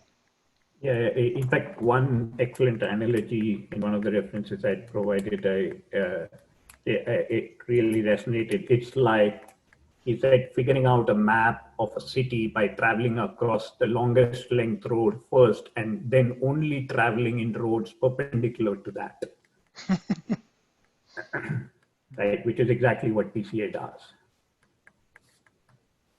Yeah, so talking about that, and now I think I did this experiment before, but for example, like the digits, if you want to see which ones are, if you want to do a dimensionality reduction and you want to see which one look like each other, which are resembles each other more, if you do a PCA, and let's say we're talking about 2D, so if we do a PCA, it's not going to show much, but I don't know if he has it. Yeah, maybe go down. But then if we try other methods like tsne and umap, I think we'll see them next time. You will actually be able to see, for example, maybe what like a 3 will be close to an 8, and you know, and things like that. So yeah, so going back to I'm not sure who said that point. Yeah, PCA for visualization is definitely not the best. Yeah. So yeah, I mean, any data scientist would look at this and say, oh, let's try to see how few dimensions we can get away with and still be able to recognize the digits. I would imagine we can go a lot smaller than 154. But so you could play with this notebook and try it yourself. But anyway, I would like to point out that what we've done here is we've basically built an autoencoder. We have encoded the digits into a smaller number of dimensions, and then we reconstructed the original. We tried to reconstruct the original data from the compressed data, and that's exactly what an autoencoder does. So that's what we've done here. And so just sort of keep that in mind for when we actually learn about autoencoders later in the course. You first saw it here. All right, well, with that, I've already taken you over by 12 minutes, so I'll